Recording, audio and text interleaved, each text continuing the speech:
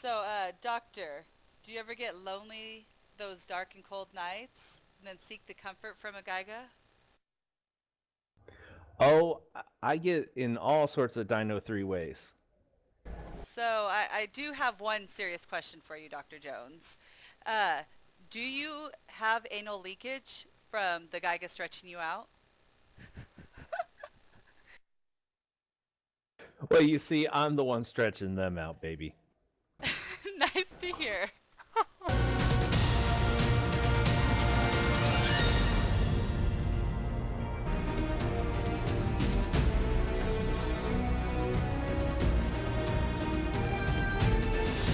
Hi, this is Lucy coming at you live, nude, and totally crude. Today we have a special guest, Dr. Jones, going over the breeding process.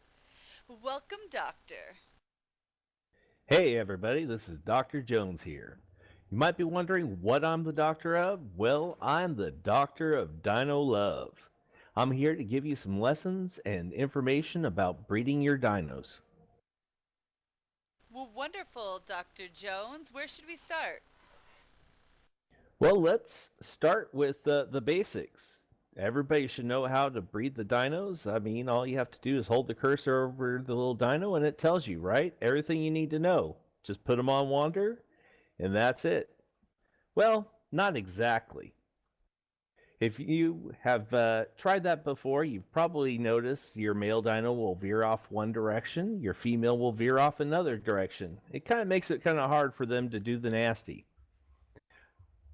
To rectify this, what you really need to do is you need to give yourself some sort of pen or enclosure. In this case, I've built one big enough to breed just about anything. Today, we're going to go ahead and breed these two T Rexes sitting here. So let's go ahead and bring them up into the breeding room. Wonderful, we're following.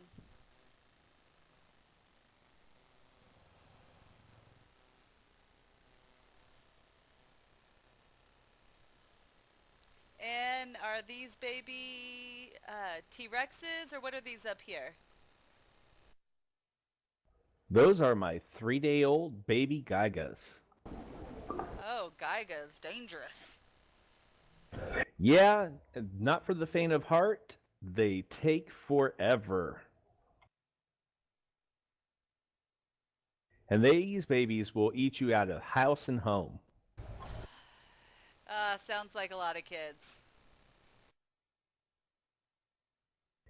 Yeah, these guys have, well, I put a 20 stacks of 20 raw meat on them, and about 4 hours later, I have to add 20 more. Oh, wow. So, doctor, do you ever get lonely those dark and cold nights and then seek the comfort from a Geiga? Oh, I get in all sorts of Dino 3 ways. So, I do have one serious question for you, Dr. Jones. Uh, do you have anal leakage from the Geiga stretching you out? Well, you see, I'm the one stretching them out, baby. Nice to hear. You know, perhaps Alk needs to teach you a little stretchage too.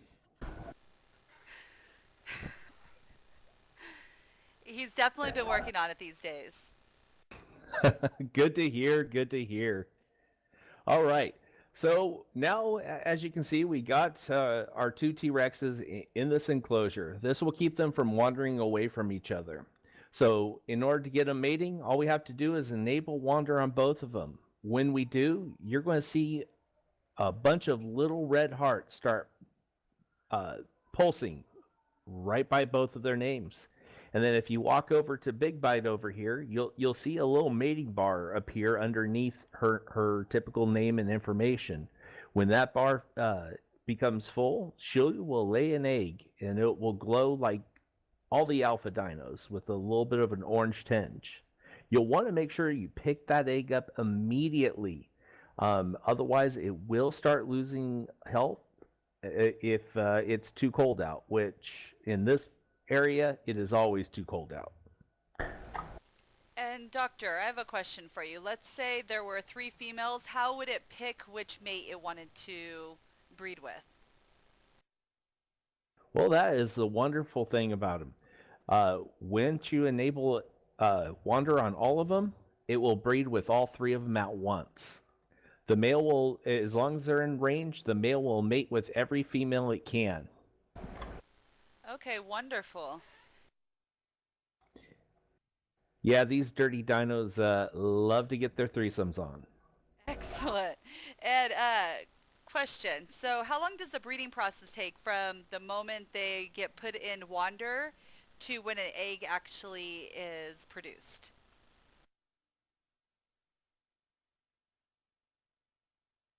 Well, once you place them in wander, it is roughly 3 to 5 minutes. It does vary based off of the dino and a few other conditions based off typically the size and how close they are. So, I'm guessing the bigger ones take a little longer to get going.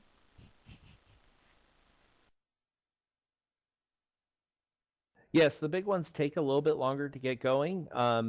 They are actually going now, so if you come over to Big Bite, you'll actually be able to see the mating in progress bar, and it's filling up nice and quick, and that's largely due to the fact that they are right on top of each other. That usually does help with getting things done. Yes, it does. Although these dinos can actually have quite the range when it comes to producing offspring. Yeah, I think he's going for the wall versus her. Hey, when you're horny, you go for whatever's easy access. Although from this angle, it looks like he's going after a baby Geiga. That's dangerous. He's going to tear that thing a new one. Yes, and probably breaking a few interspecies laws too. Thinking so, but I think you already did that. Hey, there's no law. It's just love, baby. So have you ever produced like a half human, half dino baby? Only you? Excellent, excellent.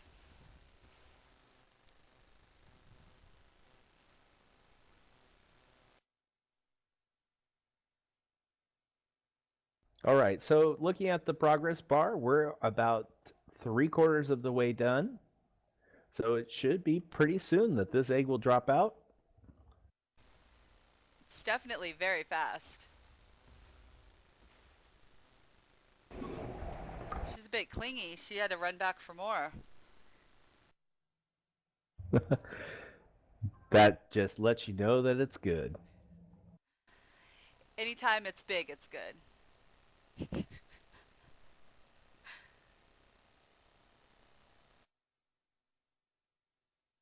All right, so we should see the egg right there is the egg. So as you see it, we'll need to go ahead and pick that sucker up pretty quickly.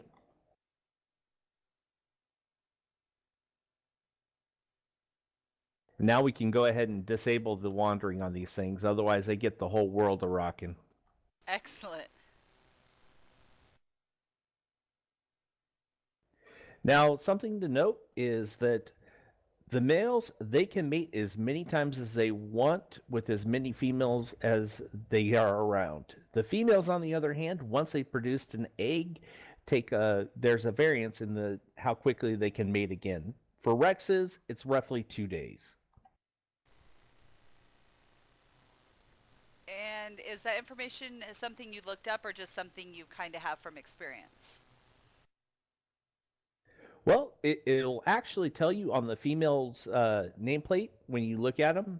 Towards the bottom, it'll tell you, we'll be ready to mate in 1 day, 22 hours, and so many seconds, or however long for that particular dino. Okay, wonderful. I did not know that. Also, if you go to the ARK wiki, there is some very nice articles about proper temperatures and incubation times that you can find there. And that brings us to the next subject, incubation. Every egg has its specific way that it likes to cook. Quet's eggs have to be extremely cold. We're talking you have to go to the snow mountain Drop the egg out in the middle of nothing, and even then, it may not even be cold enough still. Um, the Geigas, on the other hand, like the extreme hot, too hot for any of us to just stand there and babysit. Um, in order to get around that, what you're going to need to do is you're going to need to build an incubation room. It's a quite simple thing. All you basically need is a 4x4 room, and line the sucker with as many air conditioning units as possible. Now, depending on the region that you're in, you may not need to go as crazy as I did and completely line it out, but it's still good practice. One easy thing that you can do to try to verify if you have enough units in place is if you press your I key, you're going to see your character stats. And under the character stats, you'll see your hypothermia and hyperthermia insulations. You want to make sure those are good and high. In my particular incubation room, in the back of the room, I see hypothermia levels in the 15 to 1600s, and hyperthermia usually in the 13 to 1400s. So what you're telling me is the air conditioning, no matter what type of egg in there, for hot or cold, because of the air conditioning, it's going to work across the board. Exactly, and that's why you want to pay attention to the hypo and hyperthermia insulation numbers, because that's actually the bonus levels. That's how much of a variance it can survive. Um, it's important to get those things as high as possible for the extreme eggs, mainly the gigas and the quets. The others are a little bit more forgiving, but the gigas and quets, the temperature variance for those two is literally 1 to 2 degrees. And the egg, does it actually say the temperature that's required for it? It, that's an interesting question, and technically, no. The area temperature will remain whatever it is. Currently, it's 3 degrees Celsius, standing right here, but because of the insulation factors, that actually keeps raises or cools the egg itself to the appropriate temperature. And let's say you have one egg, so you said they both can be in there. What if you have one that's completely in the middle that doesn't need to be too hot or too cold? Will the extreme temperatures affect it, or will it just be fine? Not at all. Um, the That's the whole point of the insulation factors is they actually allow that egg to tolerate so much more of hot or cold. Excellent. And so when you are wanting to drop the egg, do you put it in your hot bar? Like, how do you put it, set it down on the ground? Absolutely, absolutely don't put it on the hot bar. In order to drop it, you're actually going to need to open up your inventory, click on the egg, and press the drop item button. If you put it on your hot bar and hit the key, you're going to eat the egg, which is very nutritious, but kills the egg. Another nice little note here is if you ever find yourself needing to make kibble in a hurry, what you can do is you can go ahead and breed your dinos out just for the eggs. You can then take those eggs and immediately cook them for kibble. It's a quick little process of, when you have a few lower level dinos that you don't really need, but you need those eggs real fast. So I have a question that you may not know the answer to, a little bit off topic. Do those eggs keep the kibble for the same time frame as unfertilized eggs would? So does the kibble have the same time frame? Yes. Once the egg is cooked and put into kibble, it's the kibble is identical to the standard kibble. So a fertilized Rex egg will make the same kibble as a normal Rex egg. Perfect, thank you. And so how long does it usually take for an egg to hatch? Well, again, the length of time varies greatly. For a Rex egg, you're looking about roughly 5 hours. If you want to hatch a Giga, though, you're looking at 2 real life days. Now, the new Oviraptors, on the other hand, they take about an hour and 20 minutes to hatch. Well, let's say I'm completely ready. I have everything going. Time frame's great. Then I realize I have to go do something and I'm not going to be able to log on for a day. What should I do?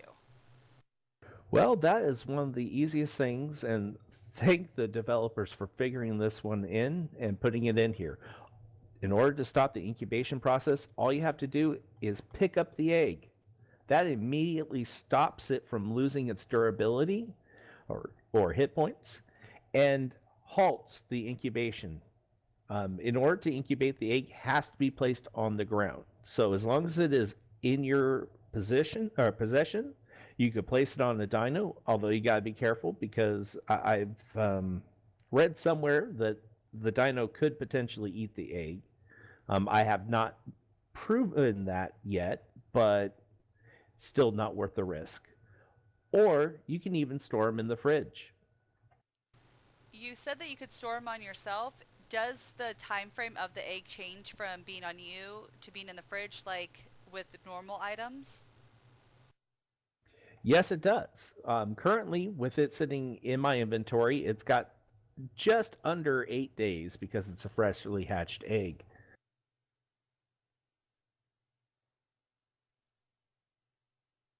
But if you go into the refrigerator, it gets roughly 800 days. So definitely a good idea to put it in the fridge. Yes, if you can't get to it, park it in the fridge. You want to be very cautious with these things because once they hatch, you're stuck babysitting that baby until it grows a decent weight. How does it work for mammals? Do they have like a hold off period to where like once they breed you can push them aside as well? Unfortunately, with the mammals, once they breed, you have to babysit them. There's no way of pausing the process. They are going to give birth whenever their period is up. For a lot of them, it's for the cats and wolves, it's roughly 5 hours. And how long is it to tame one of those mammals? Or not tame, I apologize. For it to go from a baby to an adult? Well, that varies greatly based off of the dinos. The Argent that's actually sitting over here in this room, over in the corner, is actually in the adolescent stage, which I'll get into the stages in a little bit, and basically takes roughly 50 hours total. Now, the Giga, on the other hand, that takes roughly 12 days to grow to adulthood. My gosh. So you've been working on these for a while. Yeah, those particular Gigas are actually been hatched for 3 days.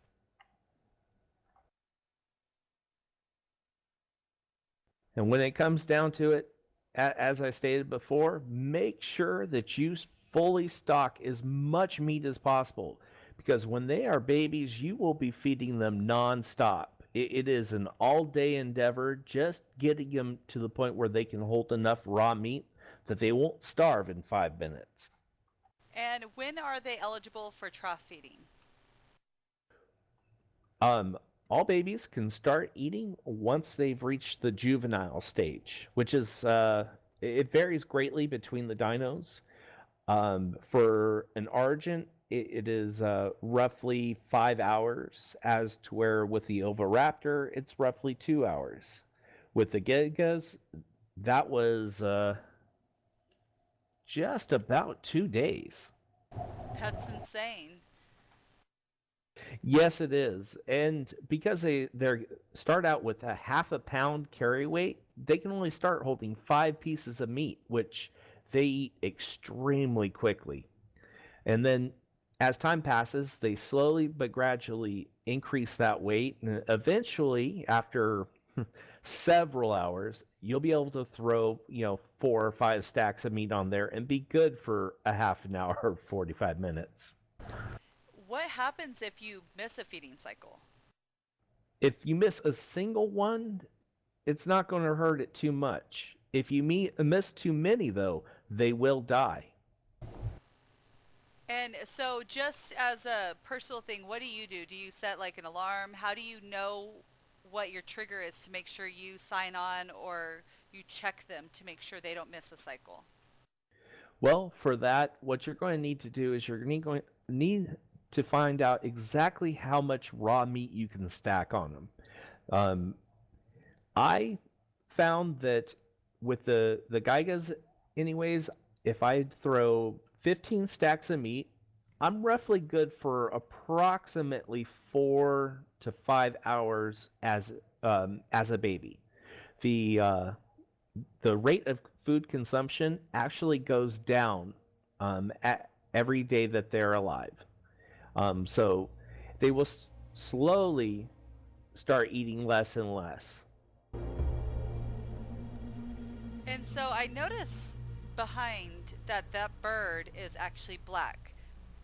Does the skin actually get passed down from the parent to the child? Yes, it does. The skin tone is treated just like all the rest of the stats. It's randomly selected between the two parents, which is great because if you have an admin skin dino, there is a random chance that the baby will have that special skin as well. Yeah, that's amazing. It's definitely a cool trait to keep on passing on. Well, wonderful, Dr. Jones. So we will plan on meeting up with you at the end of the couple days, I'm guessing, and the egg will hatch. And then you can explain stats and the rest of the process to us. That sounds great. I look forward to it. Well, we really appreciate you coming and joining us, and we will talk to you later, Dr. Jones. All right. Keep watching, guys. And if you like this video, please like and subscribe, and we hope you learned lots and had a wonderful time. Bye, y'all.